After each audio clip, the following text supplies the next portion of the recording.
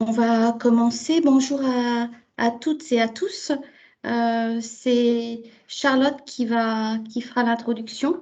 Et voilà, on est au sixième webinaire. Le prochain aura lieu, le dernier aura lieu mercredi prochain, 1er décembre. Voilà. Charlotte? Bon, bah, c'est parti. J'ai la lourde tâche d'introduire ce webinaire. Bonjour à tous, bienvenue. Anne-Christine l'a dit, c'est donc le sixième webinaire sur les 7 au total que nous avions prévu donc de vous présenter, que nous avons décidé de consacrer à l'expérience qualitative des besoins et des attentes des touristes qui viennent dans la destination Paris-Île-de-France. Donc, le webinaire d'aujourd'hui sera consacré aux visiteurs ayant une déficience visuelle. Donc, pour ma part, je suis Charlotte Vella et je suis chargée de mission en accessibilité au sein du pôle marketing territorial, conseil et expérience visiteur au comité régional du tourisme. Et donc, le webinaire vous est proposé par le pôle Académie Paris Région, qui est représenté donc par Anne-Christine Bulourde. Donc, la présentation sera assurée à deux voix par, d'une part, Gwen Julie, qui est chargée de mission qualité au sein du pôle marketing territorial et conseil expérience visiteur, et donc moi-même. Donc, le format que nous avons choisi, c'est un format court. Les données sont toutes issues d'une enquête que nous avons réalisée sur l'année 2021 avec un cabinet d'études qui s'appelle Kantar. Les objectifs, c'était d'étudier et de comprendre les spécificités de chaque typologie de clientèle que vous pouvez voir apparaître à l'écran. Donc, les familles avec des enfants de moins de 12 ans, les jeunes âgés entre 18 et 30 ans, les voyageurs en couple, les baby-boomers, c'est-à-dire les personnes âgées de plus de 65 ans, et les voyageurs en situation de handicap. Donc, nous avons présenté la semaine dernière un webinaire qui était dédié aux visiteurs en situation de handicap auditif. Aujourd'hui, c'est le handicap visuel qui est mis à l'honneur. Et la semaine prochaine, nous terminerons cette série de webinaires avec les voyageurs ayant un handicap moteur. Donc voilà, comme je vous l'ai dit, aujourd'hui, c'est les visiteurs en situation de handicap visuel. L'objectif de l'étude, c'était vraiment de mieux comprendre les spécificités des produits, des profils clients et comprendre la définition de la qualité dans le cadre d'un séjour touristique pour identifier les besoins et les attentes de ces visiteurs. Donc, la méthodologie qui a été employée par le cabinet Kantar, c'était de procéder à des entretiens d'1h30 en visio ou des chats conversationnels de 2 heures dans la langue donc, du participant. Et dans ce cadre, nous avons interrogé plusieurs nationalités, à savoir des Français, des Anglais, des Italiens, des Espagnols, des Allemands, des Belges, et je crois que j'ai rien oublié.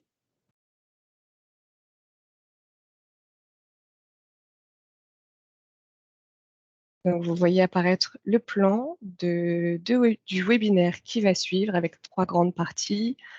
Donc, le handicap visuel, quel besoin? La seconde partie sera dédiée aux besoins, aux attentes des visiteurs quant à l'accès à l'information.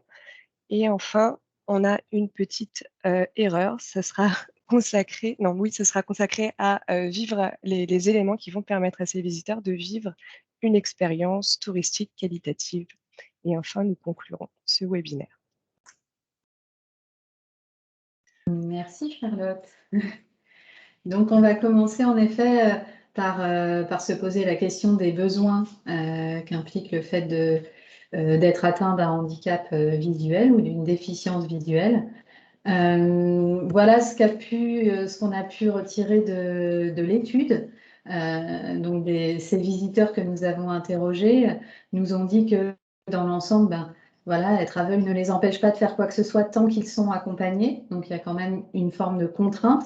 Certaines choses sont difficiles à faire seuls. D'ailleurs, ceux que nous avons interrogés nous l'ont dit, hein, ils voyagent très rarement seuls parce qu'un certain nombre de choses sont trop compliquées. Dans l'ensemble, selon eux, les grandes villes et donc Paris sont plutôt équipées au moins d'un minimum d'outils qui facilitent leur mobilité. Il va y avoir des feux sonores, des bandes d'éveil à la vigilance, ce genre de choses qui vont quand même faciliter un minimum la mobilité de ces personnes. Ils nous ont dit aussi que dans l'ensemble, ils anticipent, bien entendu, un minimum avant leur départ, même si, en effet, on le verra la semaine prochaine lorsqu'on parlera des personnes qui ont des difficultés motrices, les personnes mal ou non-voyantes, comme les personnes mal ou non-entendantes, ont moins besoin d'anticipation, parce qu'elles vont rencontrer, selon elles en tout cas, moins de difficultés dans leur déplacement. Elles nous disent aussi que dans l'ensemble, la plupart des lieux touristiques sont dotés d'équipements et de services d'accueil adaptés et que, bien entendu, quand elles en ont besoin, elles vont avoir recours à des services qui vont leur faciliter le voyage, et c'est notamment très vrai en ce qui concerne les transports qui sont vécus comme un moment particulièrement compliqué. Et en effet, un certain nombre de personnes nous disent privilégier les transports de personnes individuelles, type taxi ou VTC, par rapport aux transports en commun. Et taxi particulièrement, vu qu'ils ont notamment des flottes adaptées et des chauffeurs qui sont donc plus à même, en tout cas, d'accueillir des personnes qui ont des difficultés. Ce qui nous est dit essentiellement, et ce qui ressort de cette étude, c'est que lorsque l'on vient à Paris-Île-de-France, il y a quand même des défis lorsqu'on est mal ou non-voyant qui sont fortement associés au fait que la ville est très dense. Il y a forcément une surstimulation de tous les autres sens. Certains même nous disent que voilà, c'est un visiteur français qui nous dit: si je devais donner un conseil à un aveugle qui veut visiter Paris, je dirais vas-y, mais surtout pas quand tu es fatigué, parce que ça demande un état d'hyperconcentration qui finit par être très fatigant. Donc tous nous le font plus ou moins remarquer. Ils nous font aussi remarquer que les lieux intérieurs sont souvent exigus, et notamment tout ce qui concerne la restauration, et que du coup c'est assez difficile de naviguer. C'est compliqué de prendre du recul pour ouvrir la porte des toilettes, c'est difficile d'utiliser sa canne si on en a une. Voilà, toutes ces petites choses-là. Voilà, ils nous disent tous, c'est compliqué de ne pas se cogner, les tables sont petites, on a l'impression qu'on va faire tomber son verre à chaque fois. Enfin, voilà, des choses qui sont quand même un inconfort assez marqué dans des lieux où l'espace est restreint et où la densité des visiteurs et des personnes présentes est nombreuse, ce qui fait qu'il y a aussi beaucoup de bruit et que voilà, c'est aussi difficile de se concentrer. Et enfin, qu'ils s'attendaient à sûrement plus d'empathie de la part et plus de considération de la part de la population. Et voilà, on a quelques verbatims qui le soulignent bien. Ils n'ont pas fait attention au fait que je sois aveugle. En plus, ils ne parlent pas forcément l'anglais. Dans le métro, j'ai été bousculée. Le métro, ça revient assez souvent. Et puis, cette problématique à l'arrivée à l'aéroport, lorsqu'on a signalé un handicap, d'être totalement pris en charge comme si on était vraiment voilà, à l'article de la mort, grabataire et incapable de se déplacer seul, alors que ce n'est pas le cas. Et en effet, on a notamment un visiteur britannique qui nous a expliqué qu'il s'était finalement retrouvé dans un fauteuil roulant accompagné partout alors qu'il est juste malvoyant, quoi. Donc, en effet, des petites choses qui montrent un manque de considération qui est un petit peu gênant et qui vont générer des sentiments de stress, de fatigue, d'insécurité parfois, lorsqu'on se retrouve un petit peu chamboulé par tout le reste qui finalement remplit le cerveau de sons et qu'il faut être capable de tout analyser. Donc voilà un petit peu ce qui ressort de cette étude. Visiter à Paris, ça leur semble pas plus compliqué que ça, mais il y a quand même des choses qui sont plus difficiles et la densité de la ville ne facilite pas ni leur déplacement, ni leur expérience. On se rend compte que les témoignages en fait soulignent le fait qu'on sous-estime beaucoup leur capacité en fait. Et c'est essentiellement dû à un manque de connaissance du handicap. Donc, il y a plusieurs choses. Il y a des solutions qui sont proposées aux professionnels pour former, sensibiliser les acteurs du tourisme aux différents types de handicap et donc à leurs besoins et à leurs attentes. Donc là, pour le coup, il y a plusieurs associations qui vont proposer des sensibilisations au handicap. J'en ai cité quelques-unes. Il y a l'association Valentin Aoui. Il y a aussi l'association, la Fédération des aveugles de France qui propose des sensibilisations en ce sens. ATH aussi, l'association Tourisme et Handicap, propose des sensibilisations au type de handicap dans le cadre du label de la marque Tourisme et Handicap. Il y a également, j'ai noté une application qui va sensibiliser aux différents types de malvoyance. Elle s'appelle iView, je ne sais pas si vous la connaissez, mais c'est assez ludique en plus pour sensibiliser vos collègues au handicap visuel. Ça permet de simuler plusieurs types de malvoyance à différents stades d'évolution de la maladie. Donc, c'est un bon outil qui va aussi permettre de tester, pourquoi pas, certains outils de médiation que vous-même avez mis en place. Donc, c'est un outil assez ludique et voilà, assez bien fait. Donc ça, c'est des éléments pour sensibiliser au handicap, mais il n'y a pas que ça. On a aussi toute la partie sensibilisation aux techniques d'accueil de ces personnes qui ont des difficultés visuelles.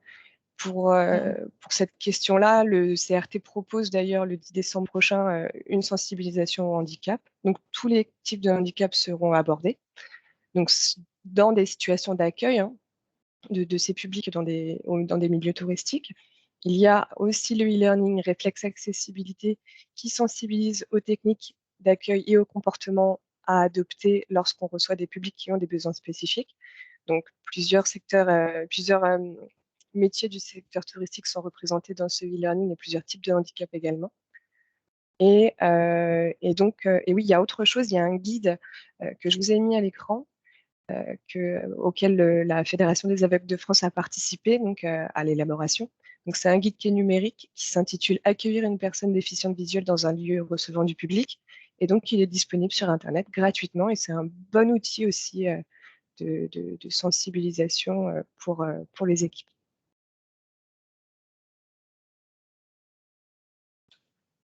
Donc, la sensibilisation au handicap visuel, elle est indispensable hein, et elle doit amener chacun à comprendre qu'il existe différents types de difficultés visuelles selon lesquelles les individus auront des capacités vraiment différentes. Je vous ai mis les 3 grands types de difficultés visuelles. Voilà, 3 exemples en tout cas. Donc, il y a la vision floue, donc, qui est la première à gauche, la vision tubulaire et la vision périphérique. Donc, sachant que chaque type de vision va apporter des choses assez spécifiques, c'est-à-dire que la vision floue, pour être plus précise, ça va être le fait il devient impossible de lire de loin, donc il va falloir favoriser par exemple des contrastes dans les établissements pour mieux visualiser les cheminements, proposer des environnements lumineux, permettre aux usagers, aux visiteurs de s'approcher au plus près des choses qui sont exposées, donc des artefacts, de tableaux ou alors de cartels. Donc ça nécessite aussi d'aménager les lieux pour qu'il y ait un accès physique plus amélioré en tout cas pour ces visiteurs. L'autre type de vision qui va être donc la vision tubulaire, là, voilà, il va falloir favoriser les contrastes et en toutes circonstances, que ce soit la documentation, mais aussi du contraste sur les mobiliers utilisés. Donc là, je m'entends en écho. Donc ce type de malvoyance, ça va engendrer le fait que la personne va se déplacer, va pouvoir se déplacer, mais elle ne va pas voir correctement les obstacles. Et pour autant, la vision, elle peut être suffisante quand même pour lire les cartels et la signalétique, mais il va leur falloir plus de temps. Donc ça va être aussi plus fatigant. Il va aussi peut-être falloir du mobilier pour leur apporter du confort, des zones d'assises pour leur permettre de se reposer durant la visite. Et le troisième exemple, c'est donc la perte de la vision centrale, où là, s'orienter, se déplacer dans un lieu, ça va être possible. Par contre, à contrario, là, la lecture et la vision précise va être plus difficile, voire impossible. Donc, il y a d'autres choses qu'il va falloir mettre en place pour améliorer le confort de ces publics. Donc, à chaque type de malvoyance, il va falloir mettre en place des choses différentes. Donc, bien entendu, ce sont en plus des déficiences qui sont évolutives, qui peuvent mener à une perte de la vision quasi totale, parfois dans certains cas. Et à chaque stade et selon les personnes, les capacités, comme je vous l'ai dit, seront complètement différentes. Donc, vous l'aurez compris, il n'y a aucune vision qui est identique. Et il existe autant de types de malvoyance qu'il existe de personnes malvoyantes. Donc, selon sa malvoyance, une personne va utiliser une aide optique. Ce sera suffisant, comme des lunettes pour la lecture. et elle se déplacera par contre de manière totalement autonome. Et à l'inverse, une personne qui peut lire sans loupe, mais aura des besoins, elle aura peut-être besoin d'une canne ou d'un chien guide pour pouvoir se déplacer, ou encore peut-être d'un accompagnateur pour l'aider dans ses déplacements. Et là, donc, la difficulté à cerner les besoins du public, elle vient de cette complexité qui est que aucune vision n'est identique. Donc, proposer un seul et même outil de médiation, une seule offre ou prestation, c'est pas suffisant puisque tous les besoins ne seront pas couverts. Une chose est sûre, c'est qu'aujourd'hui, il y a plus de 7 Français sur 10 qui portent des lunettes de vue. Donc, c'est 76% de la population. Donc, ils en ont besoin pour une grande majorité dans toutes leurs activités du quotidien et notamment pour lire. Et bien sûr, l'avancée en âge reste la raison majeure du port de ces aides. Et un autre petit chiffre qu'on a su trouver, c'est 1500 personnes déficientes visuelles qui sont aidées donc d'un chien guide lors des déplacements. Donc d'où aussi la nécessité de prendre conscience de cela pour les structures et réfléchir aussi aux aménagements possibles pour permettre la déambulation d'une personne avec son chien guide dans les espaces, proposer des petits services annexes, des points d'eau, ça se fait beaucoup, des bars pour les chiens guides, leur permettre de se reposer, ou des aires aussi où les chiens peuvent être promenés le cas échéant avant de rentrer dans l'établissement. Et bien sûr, rappeler à toutes ces structures que c'est une obligation pour elles que de recevoir une personne avec son chien guide, avec un justificatif, puisqu'il existe des justificatifs, des cartes d'identité de ces chiens qui attestent de leur fonction d'aide à la personne, justement. Donc, un cheminement et une entrée principale repérables. Donc, pour faciliter le déplacement des usagers malvoyants et pour apporter du confort à tous, le cheminement depuis l'accès du terrain jusqu'à l'entrée principale de votre ERP, votre établissement recevant du public. Donc, ça doit être facilement identifiable, repérable, grâce à beaucoup d'éléments, et notamment le contraste visuel, le contraste tactile. On peut alors jouer sur des différences de revêtement de sol, que ce soit de l'asphalte, du béton, des pavés, de la pelouse, etc. Donc, je vous ai mis un exemple, celui du parc Disney. Donc, il y a plusieurs choses à dire. On voit l'image. Déjà, le nom du parc Disney, il est visible de loin. C'est une police aussi qui est un peu inscrit dans notre inconscient collectif, et donc on le repère assez facilement. Le cheminement, on voit qu'il est très bien délimité.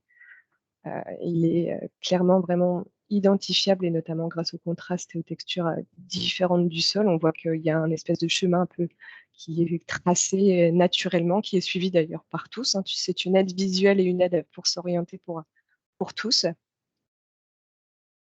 Autre chose, afin de confirmer notre position, les personnes ont aussi besoin, qui conservent leur capacité visuelle, vont apprécier une signalétique visible, donc en l'occurrence en gros caractères, qui va utiliser des couleurs contrastées par rapport au support qui est utilisé. Je vous invite d'ailleurs à vous référer aux normes qui ont été éditées par la Fédération des aveugles de France et qui vont vous donner justement des conseils sur le type de police à utiliser, le type de contraste à favoriser, la taille aussi des caractères à utiliser pour que la visibilité soit optimale. Et pour les personnes qui ne peuvent pas avoir accès à la lecture et lire, il y a aussi des dispositifs sonores qui existent et qui vont permettre d'aider à l'orientation des publics aveugles ou malvoyants. Donc, ce sont des messages vocaux qui annoncent en fait les étapes du cheminement. Donc, ça peut être une adresse. Elles peuvent annoncer le nom de l'établissement devant lequel on se trouve. Et donc, là, je vous ai mis un exemple, c'est le cas à la RATP. Ils ont équipé leur station de balises sonores, donc depuis l'extérieur du site jusqu'à l'intérieur des stations. Et donc, ce sont des balises sonores qui vont annoncer le nom de la station de métro quand on est à l'extérieur. Ça permet aussi de repérer tous les équipements à l'intérieur. Donc, la balise sonore s'active quand on est en face du distributeur automatique de titres de transport, par exemple. Quand on est aussi devant un guichet humain, la balise sonore va annoncer que cet équipement est à disposition à proximité. La balise sonore annonce aussi les ascenseurs, les escalators, tout ça pour optimiser les déplacements et apporter un confort à ces publics. Donc, je termine juste sur cet outil de balise sonore. C'est très bien de mettre en place ce type d'équipement, mais c'est indispensable de communiquer aussi sur la présence de cet équipement. Donc, c'est souvent le tort qui est fait. c'est que les équipements existent, mais que personne ne sait qu'ils sont là, donc du coup, ils ne sont pas utilisés. Donc, côté sécurité, il y a plusieurs points qui doivent être vérifiés.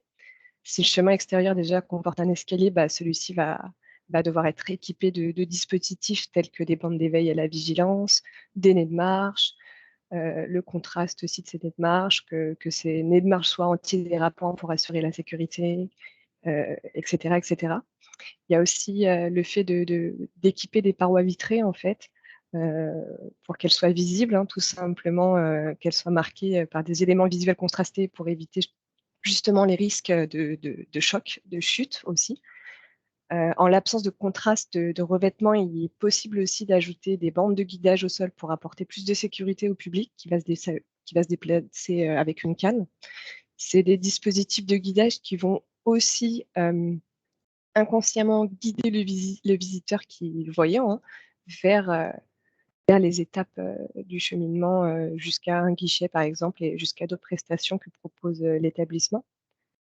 Il est probable qu'une personne déficiente visuelle qui se rend pour la première fois dans un établissement ait besoin d'une aide humaine, hein, bien sûr, pour s'orienter. Cependant, il existe quand même des dispositions à prendre pour assurer la sécurité de ces gens. Et là, c'est vraiment en termes de réglementation. Tout cela est prévu dans la loi. Donc, il y a le fait de respecter un éclairage homogène, non éblouissant. Comme je vous l'ai dit, le fait d'équiper des parois vitrées de bandes contrastées, ça, c'est aussi inscrit dans la loi. Pareil, adapter les escaliers, c'est aussi une contrainte réglementaire. Et bien sûr, le fait de laisser libre de tout obstacle les cheminements du visiteur, enfin, les cheminements de votre établissement auquel aura accès l'ensemble des visiteurs. Dans les espaces intérieurs, les moyens qui nous sont donnés pour se repérer et s'orienter sont la signalétique, bien sûr. Donc, je vous en ai parlé tout à l'heure. Le braille aussi est un élément important qui va permettre d'apporter des informations complémentaires. Je vous ai mis un exemple avec le manchon en braille à la Monnaie de Paris, sur une rampe d'escalier, qui va indiquer donc la direction où mène justement cet escalier. Ça se fait beaucoup, ça se faisait déjà beaucoup dans les gares, et donc ça se fait de plus en plus dans les espaces, dans les musées, comme ici à la Monnaie de Paris, à condition, bien sûr, encore une fois, c'est d'apporter l'information en amont aux visiteurs. Et donc ça sous-entend que le personnel doit aussi être sensibilisé à tous ces équipements qui sont mis en place, de sorte qu'ils puissent annoncer clairement aux visiteurs, à tel endroit, vous pouvez trouver du braille qui vous donnera une information directionnelle ou une information sur le contenu de médiation, etc. Donc, il existe aussi des plans tactiles, des plans vocaux aussi, embarqués dans certains établissements, et c'est le cas au Musée d'art et d'histoire de Genève, qui propose un plan imprimé 3D qui va comporter des symboles en relief qui déclenchent au toucher des informations sonores sur l'organisation générale du musée. Donc, c'est vraiment au niveau information sur architecturale et en termes de composition de l'espace.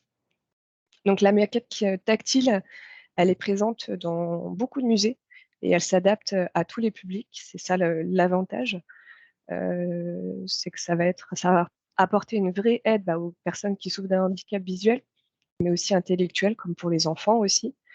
Ça va permettre de mieux comprendre l'espace et ça va permettre de se repérer dans l'espace et de découvrir des éléments architecturaux. Elles peuvent être fixes ou mobiles. Et bien souvent, elles sont légendées de braille. Ça peut être couplé avec du braille et du gros caractère aussi. Et donc, c'est souvent accompagné d'un plan tactile qui permet de découvrir les services et les salles du musée. Encore une fois, ces plans tactiles sont bien souvent, doivent être accompagnés d'explications ou d'une médiation orale pour assurer une bonne compréhension du message. Il y a aussi d'autres outils qui vont permettre de s'orienter, de se repérer dans un établissement, c'est le GPS. Et là, je vous ai donné l'exemple du GPS Horizon, qui est une application développée pour accompagner donc, les malvoyants dans leur visite. Et donc, c'est la maison de Victor Hugo qui l'utilise. Le parcours, il comprend des fonctions de géolocalisation à l'intérieur du site pour guider les visiteurs à travers tous les espaces. Il y a aussi des commentaires spécifiques en audio description qui se déclenchent automatiquement à proximité des œuvres concernées. C'est un dispositif qui est complété aussi par la possibilité de visiter le musée accompagné d'un agent spécialement formé. Et donc, ça permet à l'utilisateur de l'application de pouvoir aussi toucher certaines œuvres dédiées donc, au moyen de gants qui sera mis à disposition par le musée. Charlotte, on a eu une question. Ah, attends. J'écoute. Ça résonne, j'écoute. Et là, je ne t'entends plus, Gwen. Gwen et Anne-Christine, vous avez vos micros coupés, alors je n'entends plus. Pardon. Sur les bornes sonores, est-ce qu'elles Oui. s'activent automatiquement? Comment ça fonctionne? Est-ce que les personnes qui en ont besoin ont un outil pour les activer?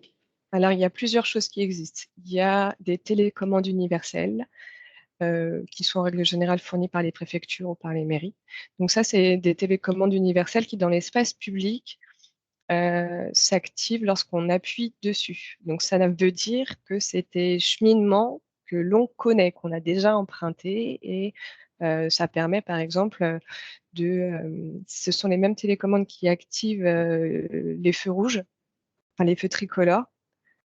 Donc elles l'activent pas, c'est pas qu'elles le font passer au vert, hein, c'est que simplement elles permettent d'avoir l'information sur la géolocalisation et savoir à quel endroit on se trouve. Et il existe, donc ça, ce sont vraiment les bornes sonores. Pareil pour la RATP, il faut les activer. Donc, il faut à peu près savoir où on est. Il faut pouvoir les activer manuellement. Après, pour les systèmes de GPS, bornes qui s'inspirent vraiment de ces bornes sonores, il y a des fonctionnalités qui les permettent de l'activer constamment. Et donc, aux abords des bornes sonores installées, elles s'activent automatiquement et le message sonore se fait automatiquement sans qu'on ait besoin d'appuyer sur un bouton. Donc, il existe différents types d'outils pour le coup. Donc, je ne sais pas si ça répond à votre question, mais il y a les deux.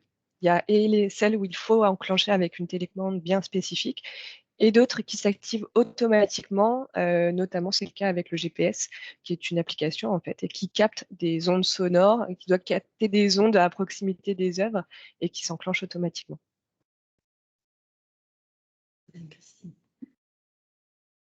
Donc en effet, on l'a bien compris, voyager, circuler, c'est possible, mais c'est vrai qu'au final, on s'aperçoit aussi que même s'il y a du matériel, c'est complexe si on ne connaît pas les lieux dans lesquels on est.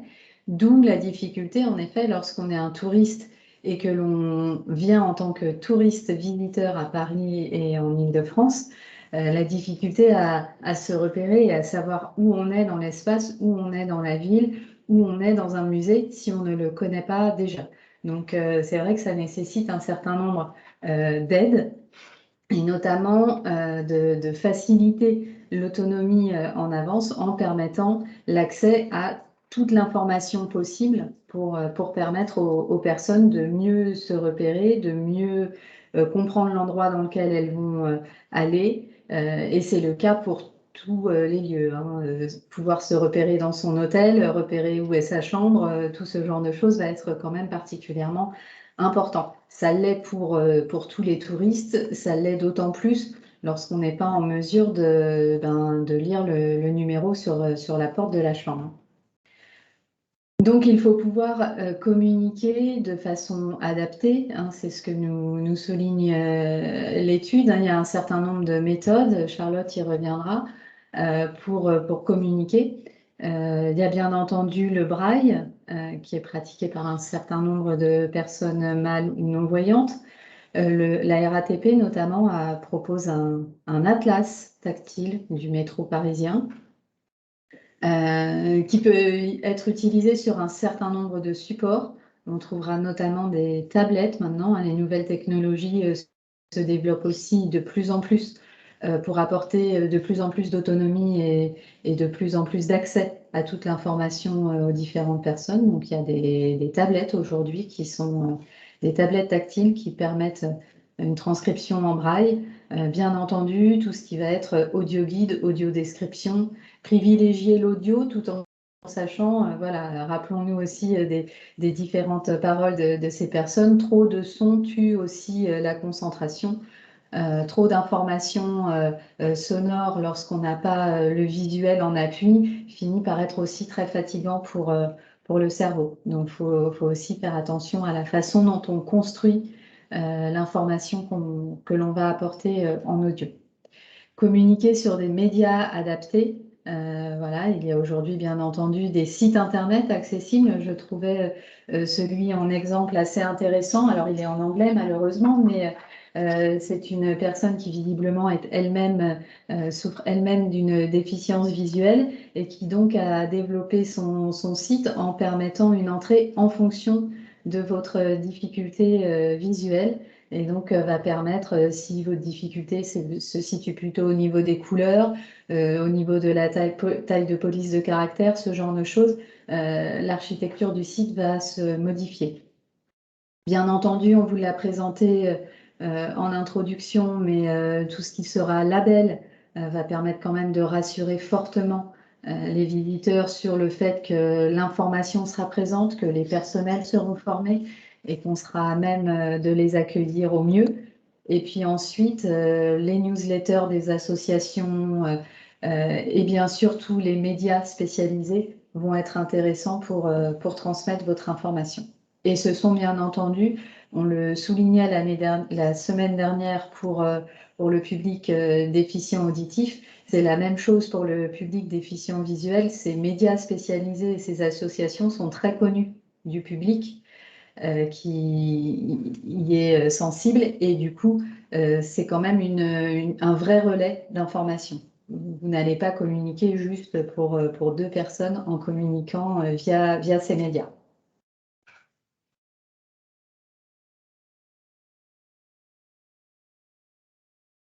Oui, tout à fait. Donc, Gwen, tu as bien résumé voilà, les moyens de faire passer justement l'information.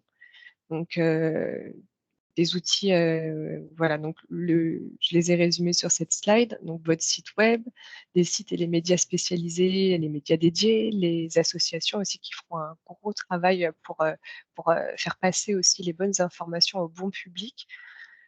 Et puis, bien sûr, il y a aussi votre site physique, le lieu physique sur lequel vous allez pouvoir aussi valoriser votre offre. Donc, voilà, donc je vais parler de des moyens en fait de donner de l'information, notamment sur votre site web. Donc, donner accès aux ressources disponibles sur le web, c'est la première démarche à engager. L'accessibilité numérique, ça consiste à rendre les services en ligne accessibles aux personnes qui sont en situation de handicap. Et la direction interministérielle du numérique a d'ailleurs édité un référentiel général d'amélioration de l'accessibilité, donc sur leur site, qu'on nomme plus communément RG2A. Donc, il y a d'ailleurs même un label, il en existe plusieurs des labels qui attestent de l'accessibilité d'un site. Moi, j'ai choisi de mettre en avant le label AccessiWeb, donc pour lequel il y a beaucoup de structures touristiques d'ailleurs qui ont obtenu le label. J'en ai mis que 2. Donc le comité régional du tourisme Provence-Alpes-Côte d'Azur et aussi Finistère Tourisme qui a choisi de rentrer dans cette démarche de RG2A et qui a obtenu le label. Donc il existe aussi une myriade de médias qui sont dédiés au handicap. Alors il y en a des gratuits, il y en a des payants. Parmi les médias handicap, on a des médias presse. Je vous ai mis par exemple Faire Face. Il y a aussi En Direct, Être Handicap, Être Handicap Information, Déclic Magazine, voilà, je vous en ai mis plusieurs. C'est pas les seuls, hein, c'est pas du tout exhaustif, mais c'est pour vous donner une idée. Des sites web aussi tels que handicap.fr qui donnent vraiment beaucoup d'informations. Un média qui est vraiment bien adapté justement pour les publics en situation de handicap visuel, c'est la radio. Vivre FM, voilà, est un bon média. Des blogs aussi très actifs comme celui de Janus et bien sûr beaucoup d'autres qui vont permettre de valoriser justement de l'offre culturelle touristique accessible. Je vous parlerai ensuite des moyens qu'on peut trouver sur site justement et qui vont permettre de communiquer au mieux sur votre offre adaptée. Donc les documents imprimés, type brochure, dépliants, affiches, sont des outils qui correspondent à un vrai besoin, notamment pour les individus qui sont un peu à l'aise avec les supports numériques. Donc l'accessibilité de ces supports peut passer par la conception d'outils dédiés au public déficient visuel, imprimés en gros caractères. Donc ça, c'est le cas, on voit en haut à gauche, c'est un plan du musée du château de Mayenne. Donc il est écrit en gros caractères et il est doublé en braille. C'est le cas aussi du guide de visite du musée Courbet à droite, pardon, qui propose un guide en gros caractères. Donc, c'est des démarches qui requièrent donc plus de temps aussi, qui sont bien sûr plus coûteux, hein, c'est certain. Mais il y a des astuces qui consistent notamment à laisser en libre accès des documents, n'en imprimer qu'un petit nombre, qu'une petite quantité, les laisser en libre consultation dans les sites justement. Je vous ai mis également un exemple dans le milieu de l'hébergement avec des clés de chambre d'hôtel qui sont doublées de braille. Et on a souvent aussi le cas, c'est que dans les chambres d'hôtel, on met de plus en plus du braille aussi sur les portes ou à côté des portes de chambre. Donc le numéro de la chambre est écrit en braille. Donc, encore une fois, c'est très bien, sauf que la plupart du temps, le personnel ne sait même pas et comment la personne doit avoir cette information en amont pour ne pas passer 3 heures à chercher le braille à proximité d'une porte de chambre, surtout s'il n'y en a pas, il peut mettre beaucoup de temps à trouver l'information. Donc, encore une fois, c'est quelque chose qui doit être mis en place, communiqué à l'ensemble des salariés et le salarié doit systématiquement être proactif et annoncer justement les dispositifs accessibles aux visiteurs qui en aura besoin. Dans le milieu de la restauration, il y a beaucoup de choses qui se font. Tout ce qui est menu sonore, en fait, les outils audio, c'est une vraie alternative qui est très intéressante pour beaucoup d'utilisateurs et notamment les utilisateurs valides, hein. Et donc les menus des restaurants sont souvent sonorisés maintenant grâce à des applications. Donc j'en ai mis 2. Il y a la carte SpeakYou qui existe. L'avantage, c'est qu'elle permet d'annoncer oralement le menu. Et en plus, on peut aussi imaginer l'adapter dans plein de langues étrangères. Donc pour les grandes structures qui ont l'habitude d'accueillir du public international, c'est aussi un bon outil de communication. Donc, il y a aussi une autre application qui s'appelle Menu to Speak qui existe justement et qui propose de lire des menus avec une audio description.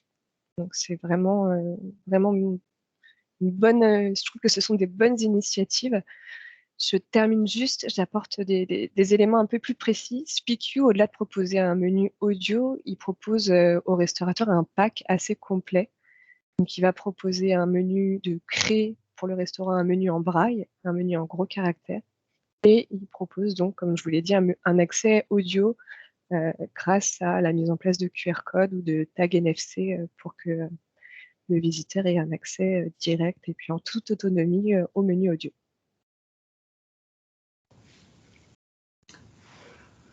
Merci Charlotte. Donc on va passer à la partie sur le fait de vivre une expérience, parce qu'il ne faut pas oublier que une personne qui va venir à Paris-Île-de-France, même si elle est mal ou non-voyante, est avant tout un touriste qui vient pour vivre une expérience touristique.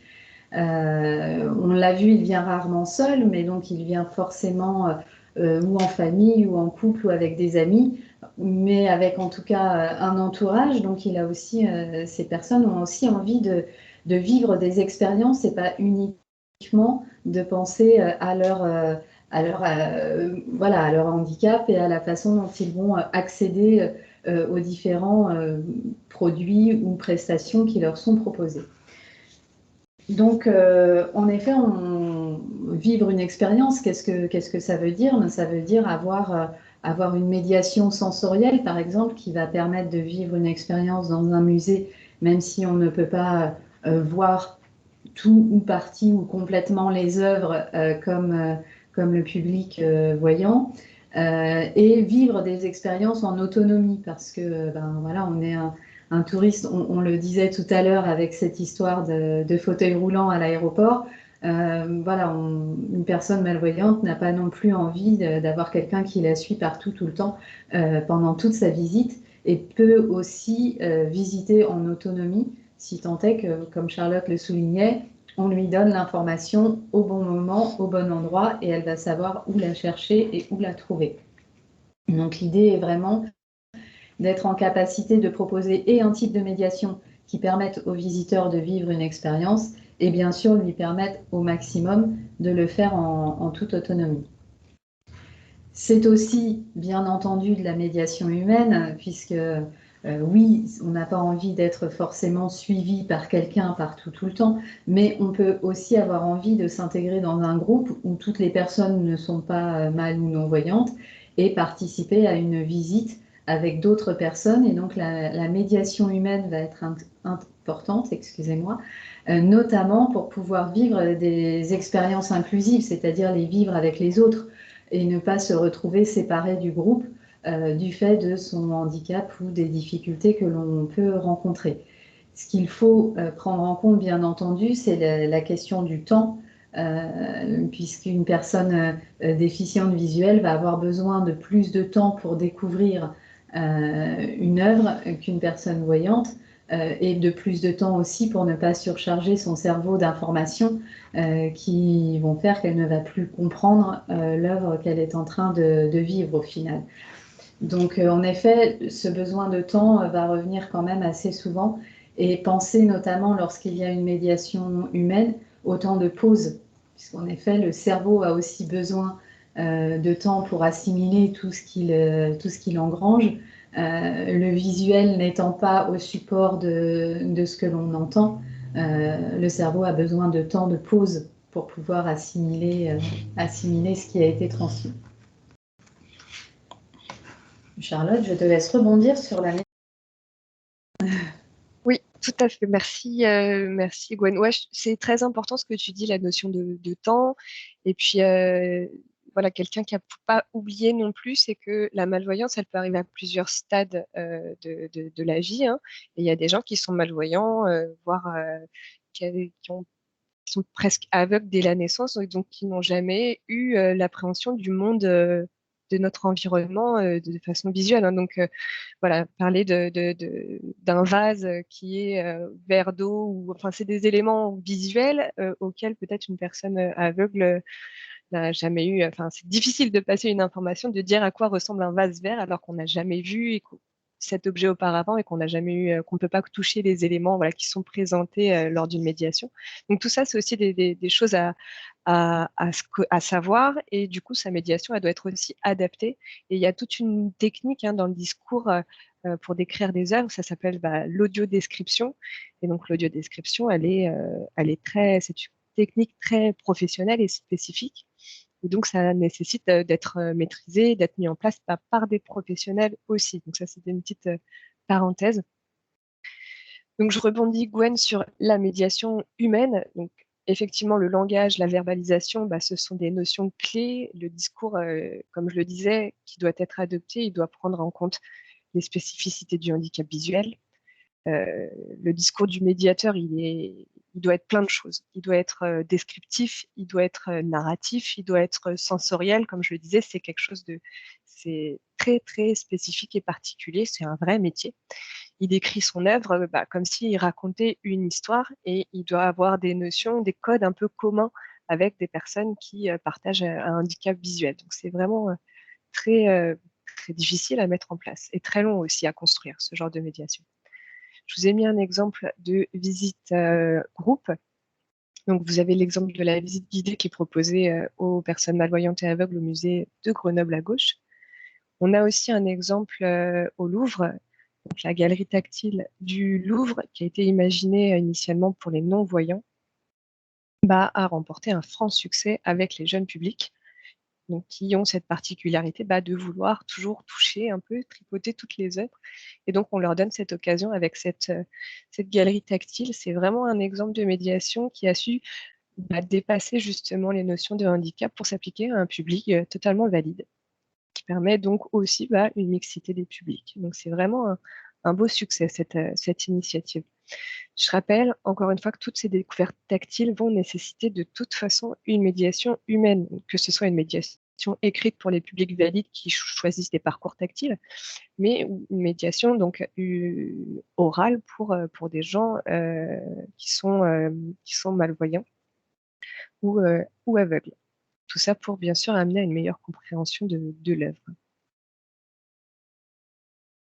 Donc, parmi les dispositifs tactiles qui vont s'inscrire dans une approche sensorielle des artefacts, on va trouver le démoulage de sculptures. Il y a plein de techniques. Encore une fois, ce que je vous présente là, c'est pas exhaustif. Sans compter que la nouvelle technologie fait qu'il y a toujours de plus en plus de nouveaux outils qui vont permettre à une découverte tactile et sensorielle d'œuvres. Donc, l'émoulage de sculptures, c'est une pratique qui va permettre une approche plastique de l'œuvre, une découverte aussi du matériau qui est utilisé, une approche aussi des œuvres, des mouvements aussi, si c'est une sculpture qu'on touche, des mouvements des drapés, des mouvements du corps. Donc là, c'est un exemple au musée Fabre à Montpellier, donc, qui propose donc une pluralité de perceptions autour de la sculpture, donc pour différents publics. Donc pour les enfants, je vous l'ai dit, pour aussi des artistes, des historiens d'art qui viennent se renseigner sur site, mais voilà, pour les publics non-voyants aussi et les publics voyants. Donc c'est vraiment une approche qui est encouragée pour l'ensemble des publics.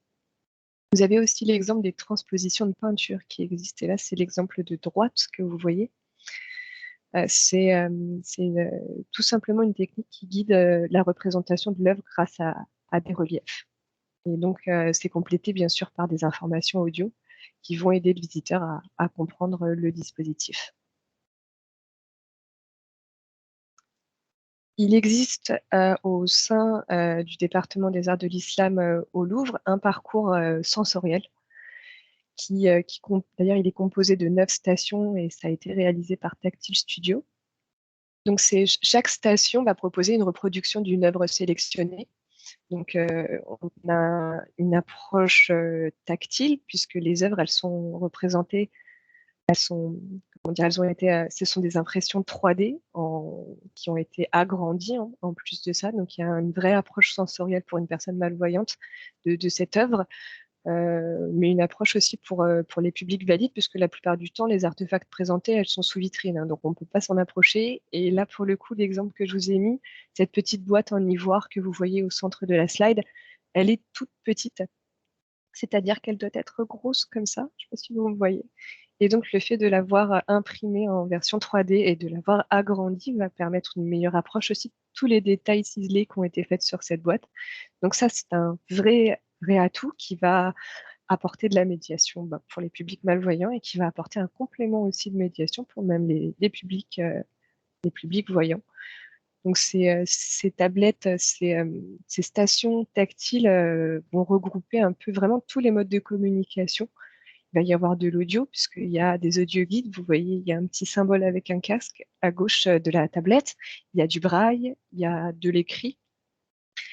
Il y a du relief, il y a l'élément tactile que vous pouvez aussi découvrir. Donc, c'est vraiment des espaces, un parcours accessible à tous qui peut servir de base à une découverte des espaces. Et là, en famille, c'est-à-dire il y a plusieurs niveaux de lecture et ça permet vraiment une découverte à tous selon son type de handicap. Et c'est justement, ça va à l'encontre du fait de proposer des éléments de médiation un peu individuels qui vont isoler les personnes. Là, c'est un vrai partage justement dans la découverte des espaces.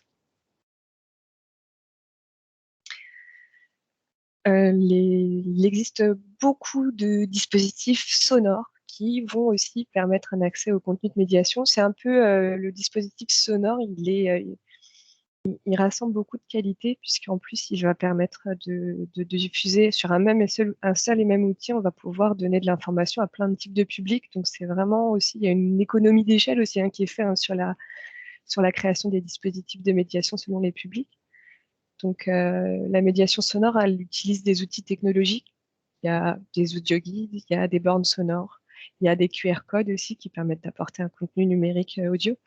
Les tablettes sont des supports. Il existe aussi beaucoup de podcasts. L'enjeu, en fait, c'est aller dans la mise en accessibilité des contenus délivrés par ces supports, mais là je parle pour les publics déficients visuels, avec toujours l'audio-description. Donc l'audio-description, elle apporte des renseignements qui sont nécessaires à la compréhension, par exemple, d'une pièce de théâtre, sur les jeux des acteurs, ou sur tous les éléments visuels, les couleurs utilisées, il y a les éléments d'interprétation aussi, ça donne des éléments d'interprétation, ça donne une aide à la compréhension qui sont parfois fournis donc, par cette technique. Il peut y avoir des éléments comme de la musique, des fonds sonores, des anecdotes, des éléments un peu historiques qui vont permettre de recontextualiser aussi l'histoire qu'on vous raconte. Et donc, ça va être perçu vraiment de façon très, très positive pour les personnes. Il y a une vraie immersion, du coup, dans la médiation qui est proposée au public. Et donc, cette approche d'audio-description, elle apporte aussi une approche d'une œuvre totalement différente pour des personnes valides qui sont habituellement pas forcément sensibles à des éléments de narration un peu particuliers, des fonds sonores, voilà. Donc, ça peut être vraiment très complémentaire pour des publics qui sont déjà fidélisés, mais qui connaissaient pas cette nouvelle approche d'une œuvre. Donc un exemple au musée d'art contemporain de Lyon, je termine sur l'autre slide, merci. Donc le musée d'art contemporain de Lyon, il propose un parcours en audio-description à l'extérieur du musée, puisqu'il y a un parcours en fait avec des sculptures à l'extérieur du musée. Et donc à la base, c'est pour les publics qui sont non-voyants, et puis ils se sont rendus compte que c'est une application. C'était très utilisé par les publics voyants, puisque ça permettait à tout à chacun en fait de faire une visite un peu culturelle, quand bien même le musée était fermé justement. Donc voilà, c'est un outil qui s'est avéré très utilisé par tous en fait. Donc en fait, le dispositif c'est un système de QR code qui permet donc la médiation des œuvres, même donc quand le musée il est fermé. Et les ressources audio sont également téléchargeables sur leur site internet.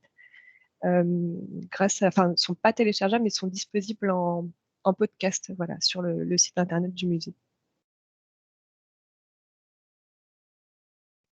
Alors, en matière d'expérience immersive, je profite donc de ce webinaire pour rappeler ou pour vous parler de l'existence du dispositif souffleur d'images qui existe, qui était développé et proposé par le CRTH.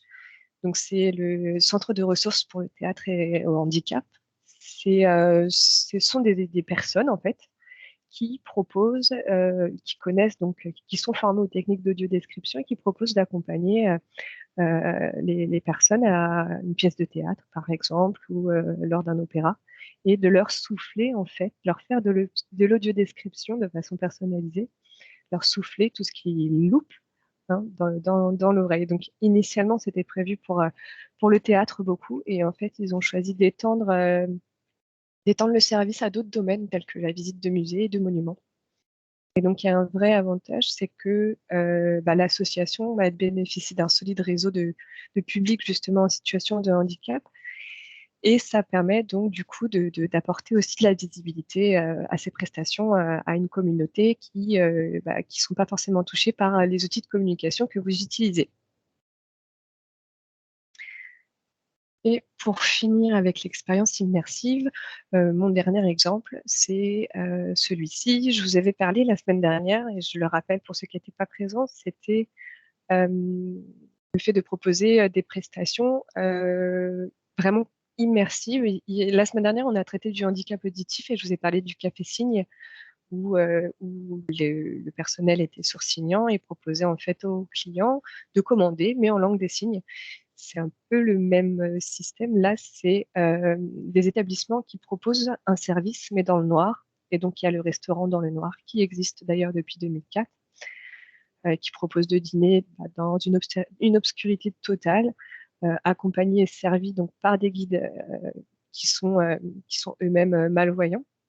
La prestation, elle est vraiment décrite comme une expérience originale qui va permettre justement une rencontre avec la différence sous couvert d'un bon couvert, justement. Et qu'ils ont développé depuis 2 ans, je crois, aussi une nouvelle activité. C'est l'espace sensoriel dans le noir qui propose pas mal de choses, notamment des ateliers olfactifs dans le noir, hein, toujours, des dégustations de produits, des cours d'initiation aussi au parfum. Voilà, il y a une approche aussi sensorielle et tout ça, bien sûr, dans le noir pour sensibiliser justement à la malvoyance. Merci, merci Charlotte. On atteint notre conclusion. En effet, une expérience dans le noir permet aussi à chacun de se rendre compte que les autres sens peuvent aussi se retrouver submergés. Trop d'odeurs, trop de bruit, plein d'autres choses fait que votre cerveau perd le fil et on se rend compte en effet de l'immense concentration qu'il faut pour poursuivre quelque chose lorsque l'on n'est pas accompagné par la vision.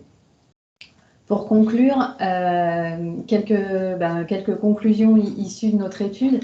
On n'a pas remarqué de besoins et d'attentes qui sortaient vraiment de l'ordinaire, on va dire, de la part du public mal ou non-voyant. Mais en revanche, il y a certains besoins qui sont exacerbés du fait de ce handicap ou de cette déficience.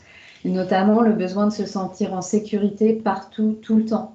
Il y a de nombreuses situations où une personne mal ou non-voyante va être obligée de faire confiance à un tiers. Je demande mon chemin, j'ai besoin de me réorienter parce que je me suis perdue, etc. Tous ces moments-là sont des moments où l'insécurité peut survenir et sont des moments compliqués à vivre. Ils vont se sentir plus vulnérables dans un certain nombre de situations. Notamment, certains nous ont dit avoir déjà vécu de mauvaises expériences du fait qu'on ait profité de leur handicap. Donc, c'est assez difficile pour eux aussi de se sentir en sécurité partout, tout le temps. Donc, vraiment, un fort besoin de réassurance sur où je suis, où je vais, comment je me déplace, comment j'atteins mon objectif. Le besoin de se déplacer en toute autonomie. Certains verbatims parlent d'eux-mêmes.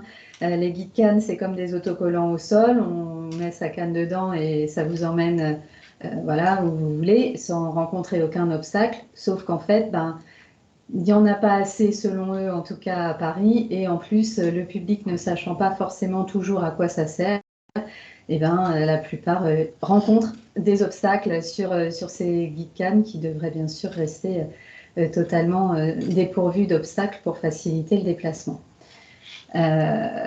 D'autres personnes qui nous parlent notamment de leur chien guide, c'est bien d'avoir un chien guide, mais que si on peut aller nulle part avec et qu'on est refusé partout, ça ne sert plus à rien. Une personne qui nous dit qu'en effet, elle préfère avoir son chien avec elle plutôt que, elle le dit, plutôt que son fils qui n'est pas guide professionnel et que se faire tenir le coude pendant 4 heures de suite, c'est aussi un peu difficile. On se sent plus autonome et plus libre finalement avec son chien. De participer et de partager l'expérience, on a fini sur ce volet-là. C'est important aussi de ne pas se sentir finalement à côté du groupe du fait de son handicap, pour le coup aujourd'hui visuel. Donc on est rarement visiteur ou voyageur individuel. Et donc on apprécie de pouvoir vivre l'expérience avec les autres, d'où l'importance des dernières expériences que nous présentait Charlotte, qui sont des expériences inclusives, ce qui fait que l'ensemble du groupe peut vivre l'expérience. L'idée est de faire en sorte qu'en effet, la personne en situation de handicap visuel ne soit ni l'accompagnant ni l'accompagné finalement des personnes avec qui elle voyage. Il ne faut pas que le visiteur déficient visuel se retrouve accompagnant le reste du groupe et ne pouvant pas vivre l'expérience. Et puis 2 heures après, c'est l'inverse, c'est lui qui vit l'expérience et puis tout le reste du groupe ou de sa famille qui l'accompagne se retrouve à l'attendre. Donc c'est vrai que c'est important de créer des moments que tout le monde puisse vivre ensemble au final. Et puis, l'important et l'objectif, au final, c'est de permettre au plus grand nombre d'être autonomes au maximum. Charlotte le rappelait en introduction, c'est toujours bon à rappeler, l'accueil des chiens guides est une obligation pour tous les ERP. Et un rappel aussi, les chiens guides ne sont pas soumis au port de la muselière. Voilà. Donc, on remarque aussi de plus en plus, et on l'a souligné, et je pense que ça va continuer en ce sens, le développement des équipements en nouvelles technologies donne aussi de plus en plus d'autonomie et permet d'aller de plus en plus loin dans ce que l'on peut faire en termes d'accompagnement.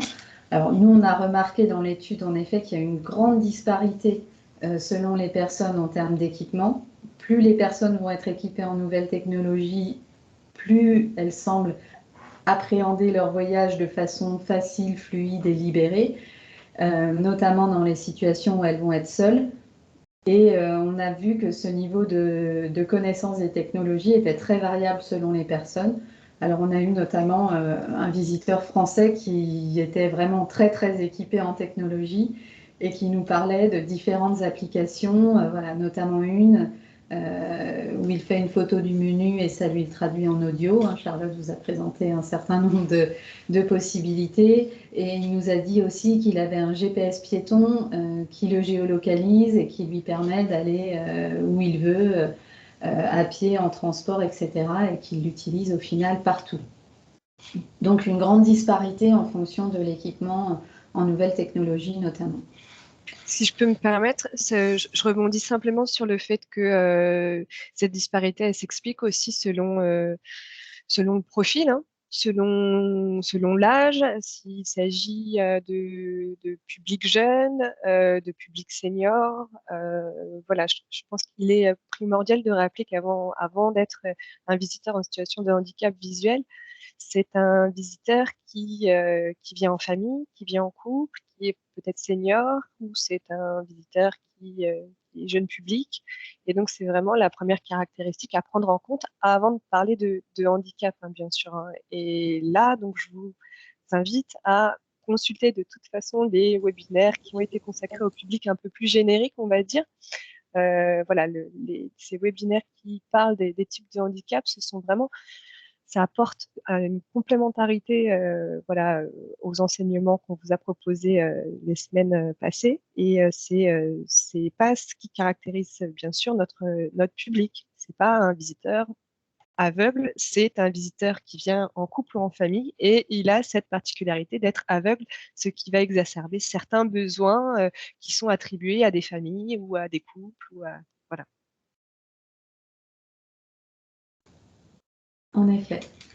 On va conclure sur ça, en effet, hein, ce fort rappel on a affaire à un public qui vient et qui ne veut pas être réduit à son handicap ou à une déficience dont il se retrouve voilà, à vivre avec. On vous remercie de bien vouloir nous rejoindre sur un outil qui s'appelle Bicast. Vous trouvez le lien sur la slide et Anne-Christine vous l'a mis aussi cliquable dans le fil de discussion. Voilà, on a un code de session qui est donc ZZ6M aujourd'hui. Et en fait, on a juste besoin que vous puissiez nous noter rapidement pour, voilà, pour qu'on ait aussi un petit retour de votre part sur le contenu. Donc, on a une première notation générale et après, on a une deuxième slide avec 4 questions un petit peu plus spécifiques. Voilà, ça dure vraiment pas longtemps, hein, 2 minutes. Mais si vous êtes pris ailleurs, sachez qu'Anne-Christine vous remettra les liens et tout sera à nouveau accessible via le mail qu'elle vous enverra ensuite. Voilà, avec la présentation et puis le webinaire en replay pour vous ou pour vos collègues aussi. Donc, on laissera la session ouverte jusqu'à lundi, mardi sur Bicast pour que vous puissiez voilà, remplir ce petit questionnaire. On vous remercie de votre attention et puis le prochain rendez-vous est donc mercredi sur l'handicap moteur, mercredi 1er à 9h30. Voilà. Merci, à très vite. Merci Merci beaucoup. beaucoup. Au revoir. Merci à tous. Merci à tous. Bonne journée. Bonne journée. Bonne journée à vous. Merci, au revoir. Merci, au revoir. Merci. Au revoir.